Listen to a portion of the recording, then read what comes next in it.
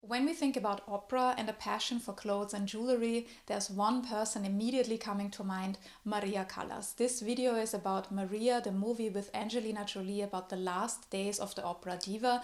This is not a review of the movie itself. I would like to show you how the costume design contributed not only to telling the story of Maria Callas, but also how it reflects her mental state in those last days of her life. I highly recommend to watch this movie, not only if you're an opera enthusiast, but also if you want to learn more about costume design and its role. Of course, the costumes play a subordinate role, but you will see throughout this video that actually this role is quite important to create this overall image. Furthermore, I think it's very important to look into this costume design in more detail, because somebody like Maria Callas is not only a famous opera soprano, her allure went beyond her talent as a singer. She was also known for her huge collection of jewelry, for her passion for clothes, and it is quite a challenging task, I can imagine, to not only recreate that wardrobe, but also to bring this essence of Maria Callas to life. Before I start, what do I think? Do I think that the costume designer Massimo Cantini Parrini did a good job? Did he succeed with those costumes? Very short answer, yes, I think he did. I'm actually a bit surprised that this movie didn't make it on the list for the Oscar nominees. If you know more about the reason, please let me know in the comments below, because I personally think they would have deserved at least a nomination, if not more. I already said it is a big task, and you can see when you watch closely how much thought Cantini Parrini put into these costumes, how much research he did even before making those clothes. And the challenge that he had was not only to recreate the wardrobes of Maria Callas' life, which is very photographed. She's one of the most photographed women of the time. But the challenge is also to focus on these last 7 days at a time where she already led a very private life. After Maria Callas' last official performance in 1965 in London, she led a very private life in Paris. She was rarely photographed. She did not really go out. Also, the movie tells you that she was kind of also scared of these interactions, or how she then actually reacted. So of course there are not that many pictures of that part of her life. So Massimo Cantini Parrini had to be kind of creative and think, what could those outfits have looked like? So Massimo Cantini Parrini had to do more than just take pictures from the archives and recreate those clothes, because he had to come up with an entire wardrobe for those last 7 days. And Cantini Parrini also wanted to reflect Callas' mental state, which deteriorated over time. And I think the garment that symbolizes this best is probably the nightgown. We see the nightgown on every single day of that week, and it shows us that she is very much already private in that apartment, but also, as I will say later, it shows already how confused she actually is. This is definitely a garment that you have to remember, and I will talk about this again a bit later. In total, Massimo Cantini Parrini and his team created 60 costumes, of which 50 made it into the movie. He said it was a bit of a challenge because they had to create and sew outfits kind of on the go, because if the director changed something, also the outfits had to change. So you already see how closely linked the costumes are with the storyline and how important they are. So we can already see fashion, yes, has a lower role than the actors and also the storyline overall, but it still makes a very important contribution to that movie.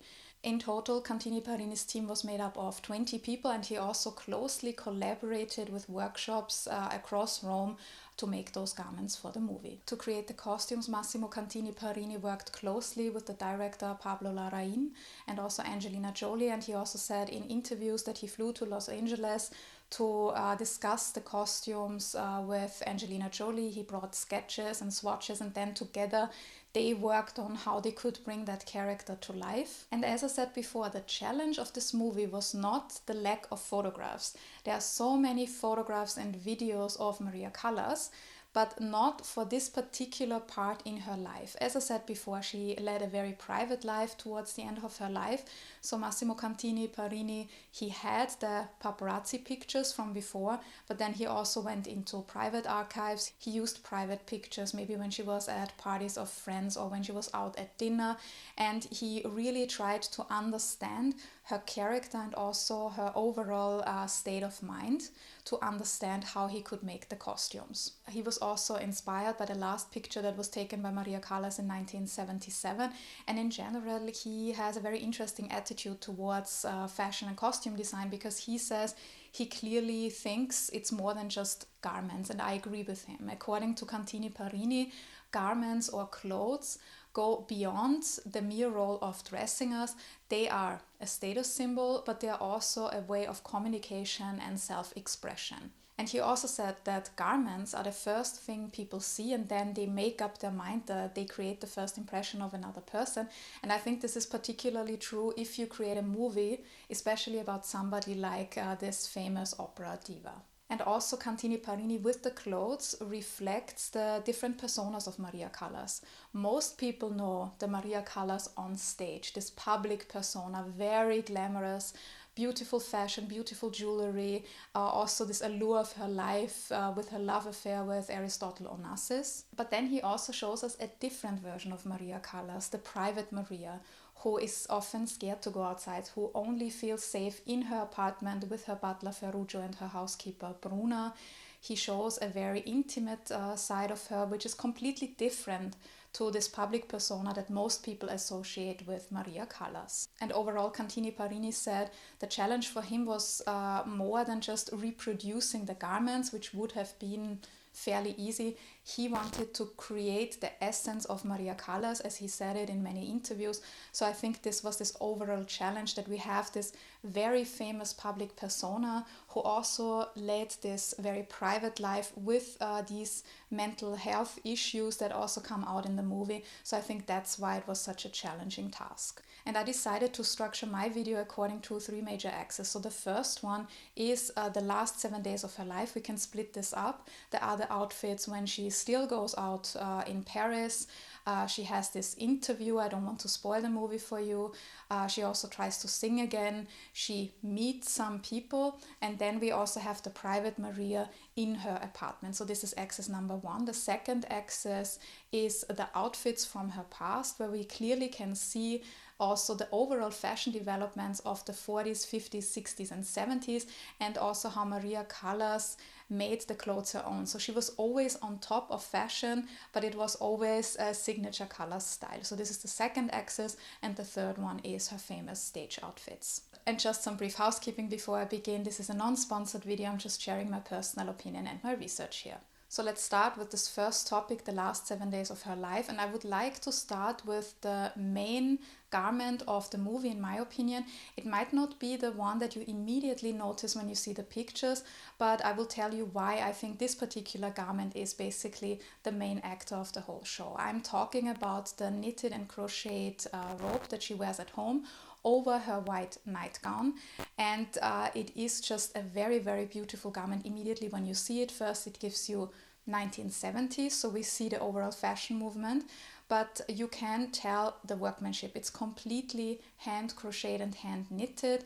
Massimo Cantini Parrini designed this garment himself, and then he worked with an expert, an elderly lady in Rome, who can still do that technique.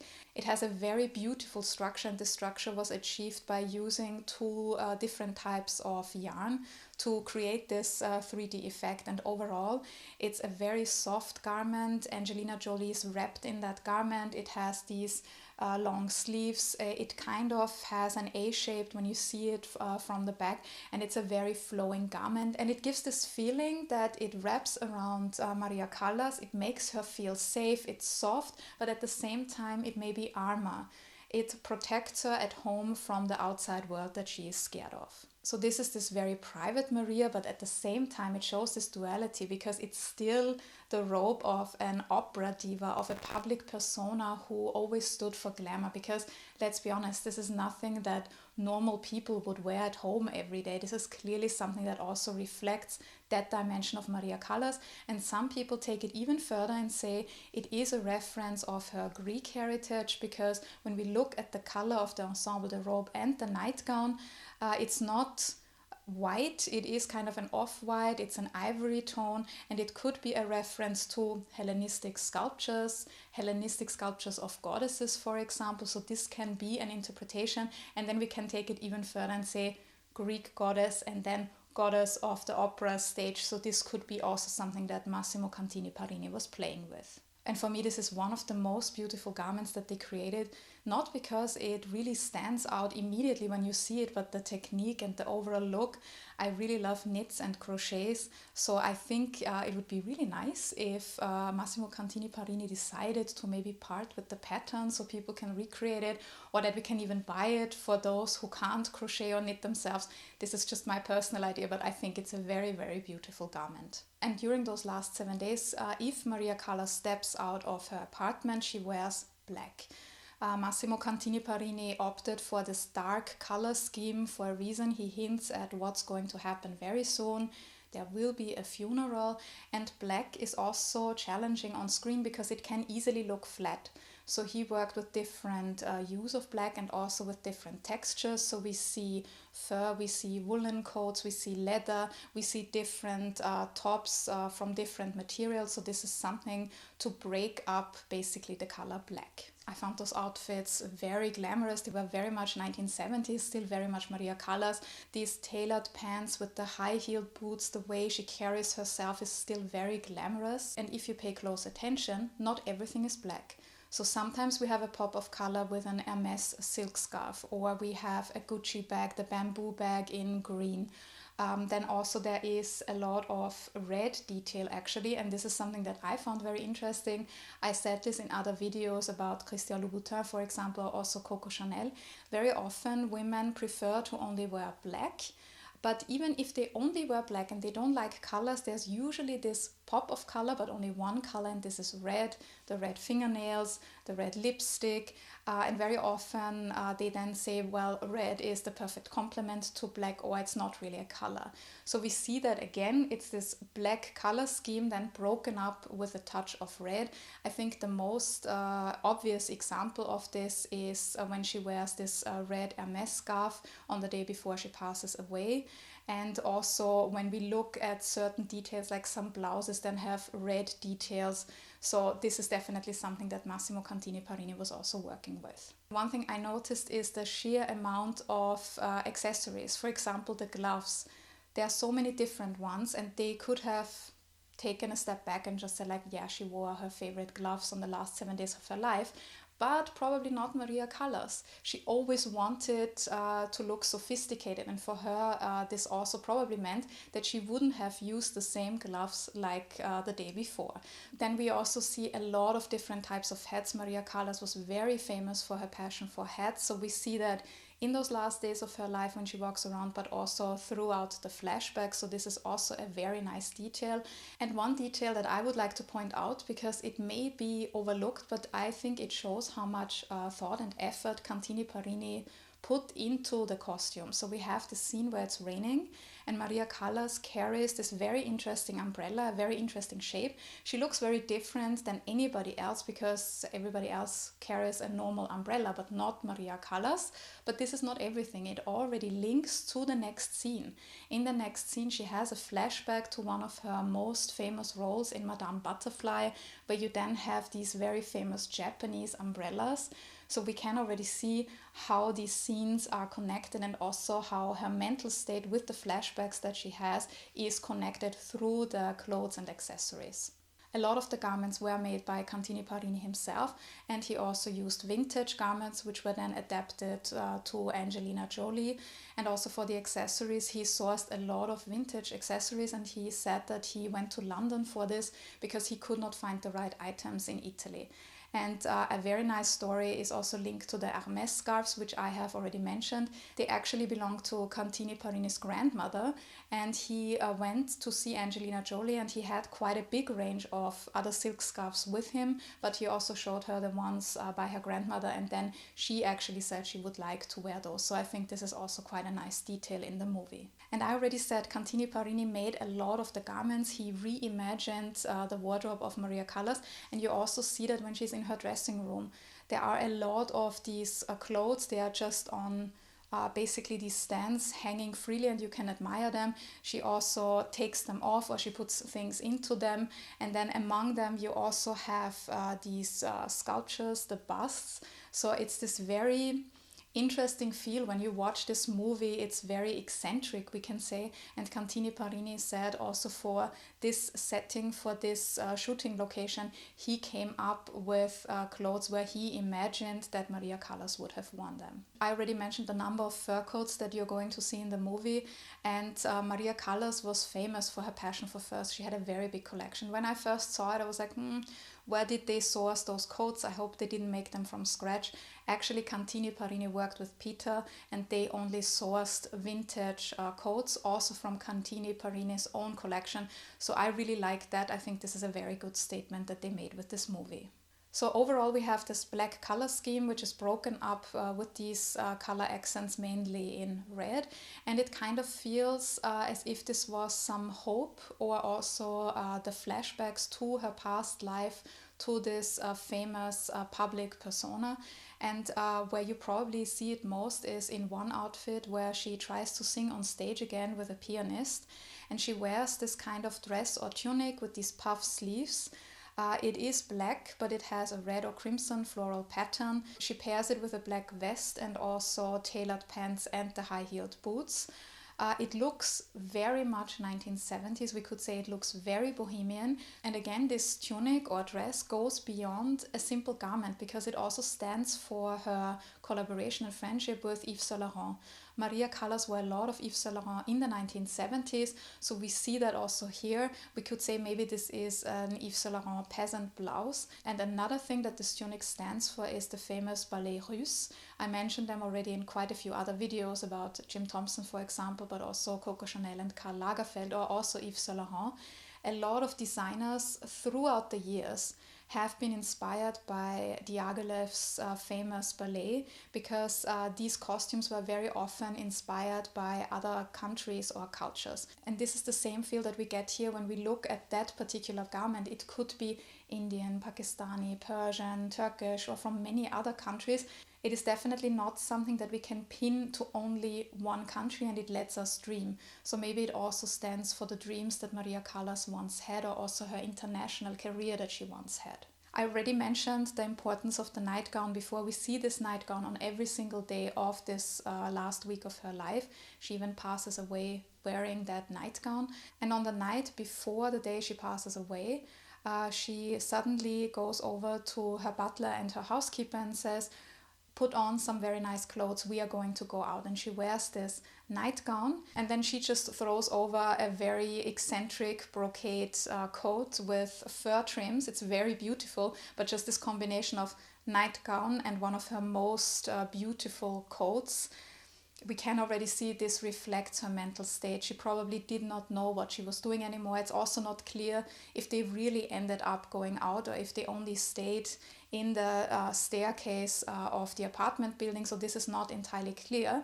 But there's another detail about this coat. So very beautiful coat, but it actually belongs to Cantini Parrini. It was given to him as a gift, and it actually belonged to Maria Callas herself. And he actually owns two garments which were owned by Maria Callas. He once purchased a dress by Biki 10 or 12 years ago, and Biki was a Milanese designer, and very often when Maria Callas stayed in Italy, she bought garments by Biki. So he went to, I think it was a flea market, and he bought the dress, not knowing that it was Maria Callas's. He only inspected the garment later on, and then he found a small cotton label attached to the hem, and it said Mrs. Callas and some digits. And this was put in by her wardrobe lady, so it is very, very likely that Maria Callas actually wore that dress. And I think this is very beautiful, that we not only have garments that Mrs. Callas wore herself, but also we have this subtle nod to the costume designer, who also put so much work in there, and his own passion and also his own collection.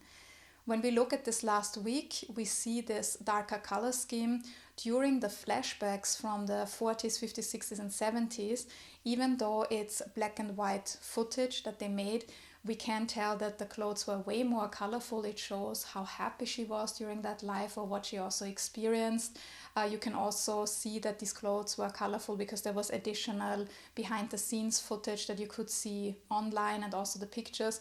So I think this is also a very good thing how they worked with, on the one hand, the last week of her life and also those flashbacks. Now let's dive into those flashbacks, and already at the beginning of the movie you can see some of those very brief flashbacks throughout her career. And one of the most iconic garments is this dress with a red top and a white skirt, where she looks a bit like Audrey Hepburn.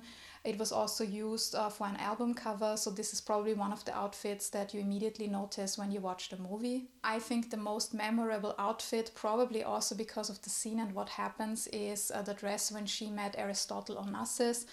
I'm not sure if it's a dress or if it's a top and skirt combo, because you have this white top, and then at the lower part of this top it ends with kind of a hem made of pearls, paired with this beautiful black skirt. It looks very elegant. They also recreated the jewelry for her, because it's this kind of wavy jewelry that Maria Callas owned. And this necklace, made from rubies, diamonds and platinum, was given to her by her first husband, Giovanni Battista Meneghini. And it is kind of ironic. She is at this party with her husband. She wears his jewelry and then she meets the love of her life, Aristotle Onassis. Maria Callas had a big collection of jewelry. Either she purchased it herself, but a lot of jewelry was also given to her by her first husband, then also Aristotle Onassis. And this is also something that this movie shows, because at the time it was not like today that these opera stars or celebrities in general get a lot of these gifts by brands, by jewelry brands or fashion brands. These celebrities at the time, they purchased the jewelry themselves. And when this necklace was sold at an auction held by Sotheby's in 2004, it achieved $280,000. And of course, there's no movie about Maria Callas without her famous jewelry collection. So you see a lot of beautiful items throughout that movie. A lot of them were created by Massimo Cantini Parrini himself. He also sourced vintage jewelry, and he even said he is very focused on the details. And I think these small details really bring the story to life. There's another beautiful detail, because two original items worn by Maria Callas appear in the movie. Cartier gave them a loan, and Cartier found those items at auction, and it's a brooch and a necklace. And Cantini Parrini said that the whole team, also Angelina Jolie, was very moved when Cartier then showed up on set, and then they could use those pieces.